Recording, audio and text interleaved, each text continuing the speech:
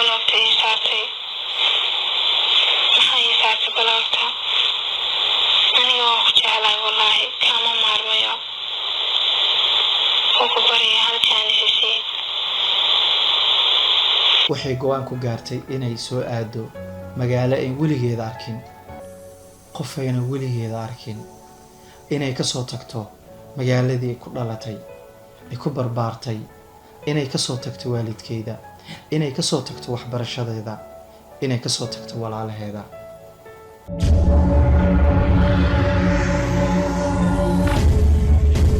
waxaan oo wanaagsan dhammaan inta ku xiran channelka Ibrahim Carab Official waad ku mahadsantihiin inta nagu cusubneen nagu soo dhawaada ayaan ileenahay muuqaal waxaa idin wadaa ama qiso runtii aad u murugo badan oo ku dhacday fanaan ku nool magaalada Muqdisho iyo gabar ku nool magaalada Burco runtii sheekadu aad ayay u xamaas badan tahay waxaana idinka haynaa cod aad iyo aad ula yaabi doonto markaa maqasho haddii qof jacayl hore u yaqaan tahayna kugu reebi doonto saameyn xiriirku wuxuu ka bilowday social media qaasatan messengerka muddo badan ayay friendly ku ahaayeen facebooka laakiin ma isla hadli jirin laakiin maalin maalmaha ka mid ah ayaa gabadhu waxay soo qortay sida caadiyan Soomaalida hi assalaamu calaykum wa calaykum salaam waa la iswaraystay aboowe intee ku nooshahay waxaan ku noolahay Muqdisho magacaaga waxaa la dhahaa Maxamed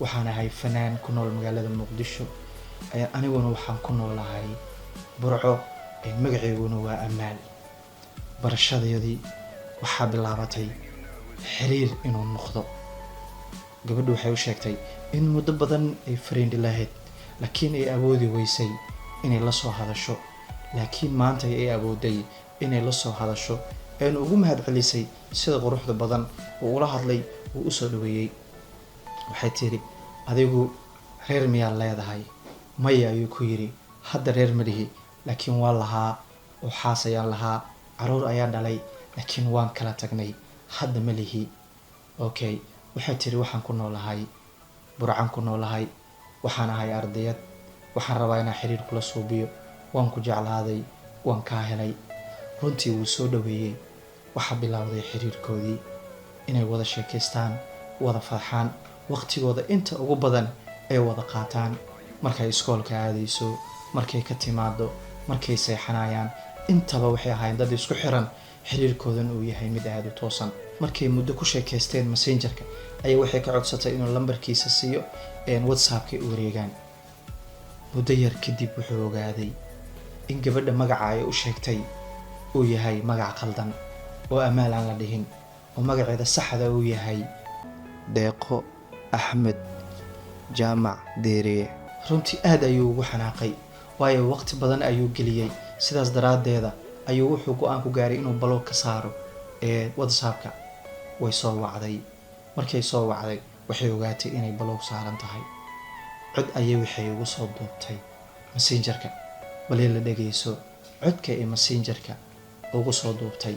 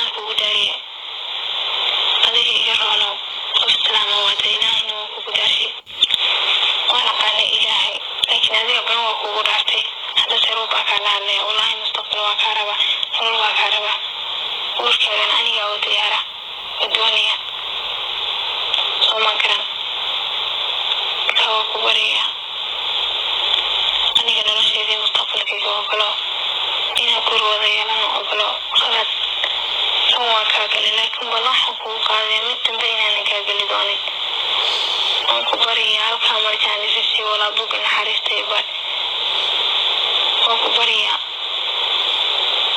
isku baryaa isku day inaan markaas aniga jaanis siiso inaan khalad dambe kaaga doonin anaa ku ballan qaadaya. waxaa dhegaysatay cod oo aad dareemi karto qof aad muddo xiriir soo wada laheedeen oo codkaas kuu soo duubtay wixii uu suubin lahaa ayuu suubiyey. wuxuu ka qaaday bloogii. waxay u ballan qaaday inay mar dambe qalad ka galaynin. waxay go-aansadeen in xiriirkoodii uu socdo. muddo kadib wuxuu yidhi waxaan rabaa haddii aan bloogii kaa qaaday oo aan ku cafiyey inaa reerkii barto si xiriirkeena uu u noqdo mid dadka dhan wada ogyihiin. waxay ku tiri way fiican tahay laakiin ma suurtoobayso. maxay ku suurtoobi weysay inaad hooyay barto, aabbay barto, walaalahaaga ay barto? waxay ku tiri anigu waa jeclaan lahaa laakiin hubaal haddaan runta kuu sheego aniga reerkeyga ma ogolaanayaan qof koonfurta ama muqdisho joogo ayaan xiriir la leeyahay haddii aan dhaho surka ayay iga jarayaan. sidaas ayay ku suurtooweynin.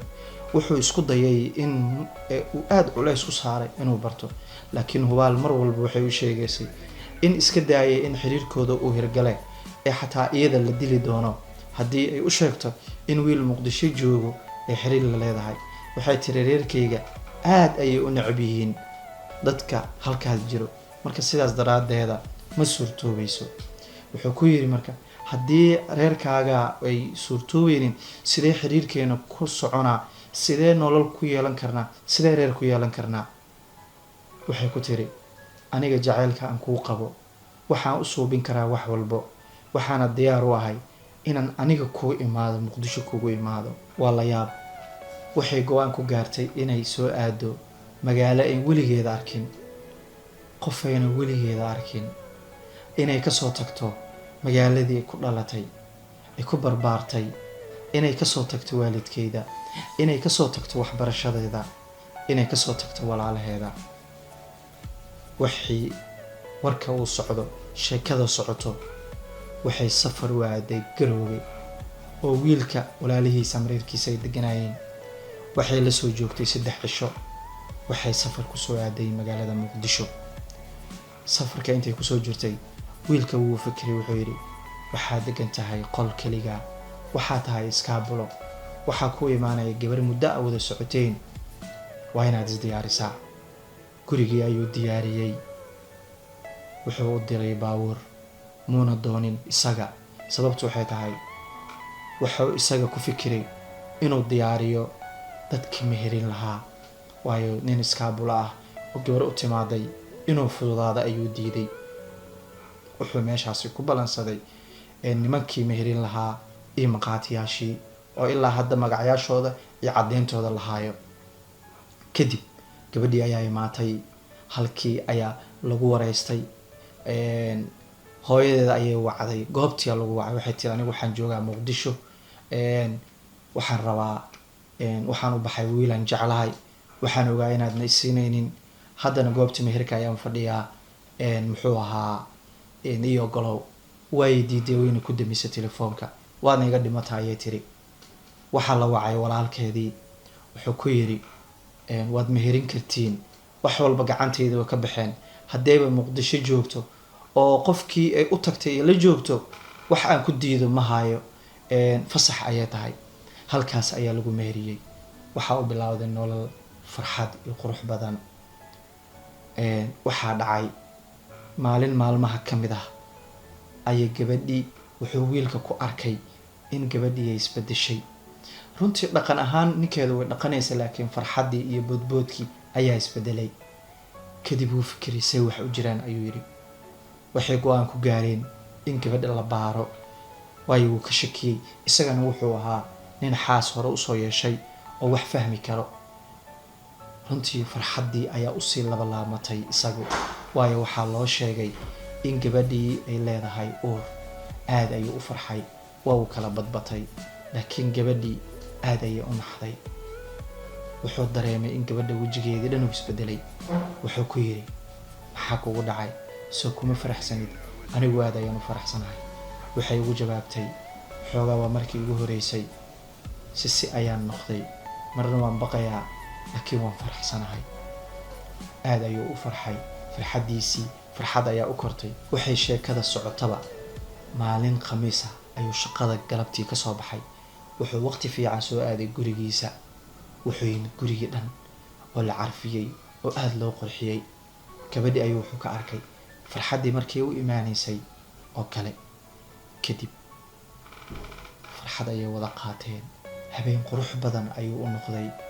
wax la sheekeeyo, wax la qoslo, wax la farxo, waxay ku wada seexdeen farxad. laakiin waaga markii uu bariyey ayay aroor hore kacday, ayay albaabka kor kaga gelisay. waa sheekada aan ugu magac darnay handaraab. kor ayay ugu xirtay. subaxii wuu soo kacay, wuxuu waayay gabadhii. muuna shakinin, wuxuu is yiri suuqa ayay aaday ama kushiinka ayay ku jirtaa. laakiin muddo badan markuu ku jiray ayuu albaabka banaanka gudaha ka garaacay. ila deganaa guriga ayaa ka furay. wuu shakiyey. dukaankii ayuu wacay. nooma imaanin ayaa la dhahay. xalay ayaa noogu dambeysay. aad ayuu u baqay. waqti ayuu sugay. waa uu sugay, laakiin quraxdii ayaa dhacday. murugti ayaa kusii badatay.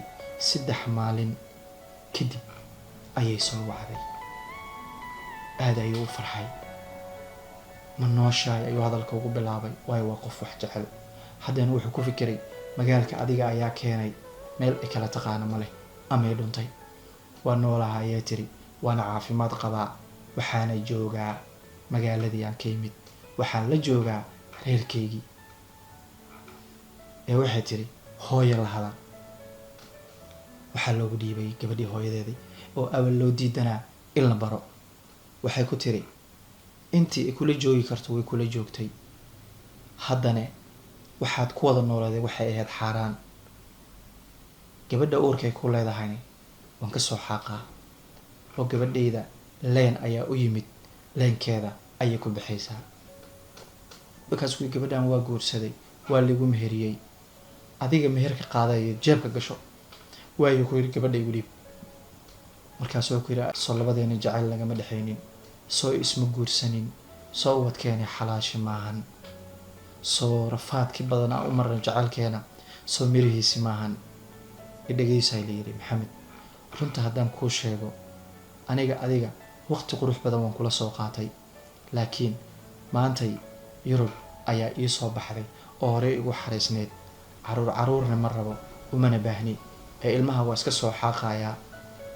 sidaas aniga isku goyno, mana rabo wax adiga xiriir kugu leh ama wax aniga adin iskay soo dhaweynayo inaan sii wado. go-aanka hooyadeyna waan qaatay, waana ku faraxsanahay. telefoonkii ayaa lagu damiyey.